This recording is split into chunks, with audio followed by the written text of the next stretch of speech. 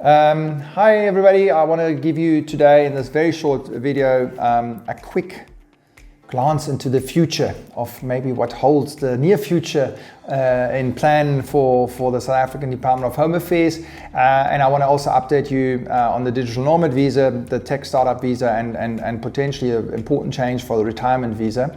Now, I don't have a crystal ball, and the Department of Home Affairs doesn't tend to inform the public really well, but I do think that if one reads the Operation Vulundlela report regularly, one sees that this report is basically the blueprint for the Department of Home Affairs to implement a couple of changes, as well as potentially legislative changes. So, and one of the negative changes, in my opinion, is that they might recommend to really introduce an explicit minimum age for the retirement visa. We hope it's 50 and not 60. I do think a lot of people are financially retired in their 50s these days. As a matter of fact, even in the middle of the 40s. I do think South Africa would do good to attract these foreigners spending all their money here, and you know, and I think it would not be a good idea to limit it too much.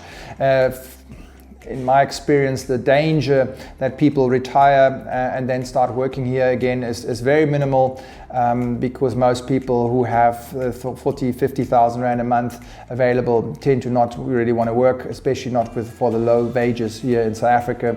So, but I do think the retirement age, minimum age, might be introduced quite soon, and I hope it's not going to be too high. So that's number one. Number two, update on the Digital Nomad Visa. Well, unfortunately, I don't have an update. We were hoping, obviously, to see some legislation by now. It's September now, middle of September 2023 when we shoot this. And until now, I've seen nothing. I hear rumors that they're working on it, and I hear that it's quite far and down the line to be published, but I haven't seen anything concrete. So we still have to wait. And South Africa is losing out in the competition of the worldwide digital nomads. Quite sad to see. Well, it fits into the overall performance of the government at the moment. And the last one, there's again good news. So good news is regarding the tech startup visa.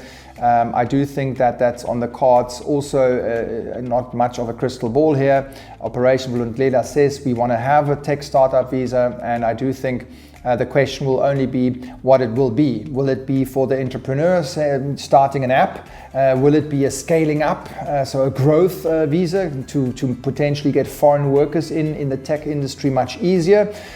Or is it really just purely for the entrepreneur? So your guess is nearly as good as mine. I think in the first step we might only see a small entrepreneur kind of tech startup, so somebody wants to set up something with third-party funding and might get a visa for 2 or 3 years, and then it might be renewed under strict criteria.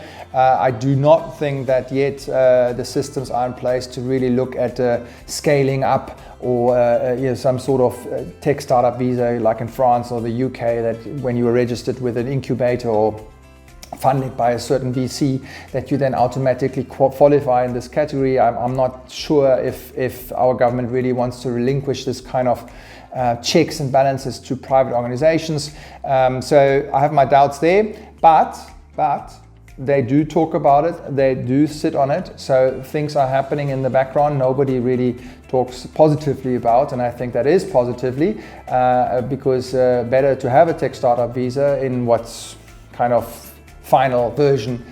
Doesn't really matter as long as we have one, but I hope it's going to be easy to implement, and it's going to be liberal, and it's going to be attractive, because that's what we need. And I look forward to the next update. To tune in and keep well. Bye bye.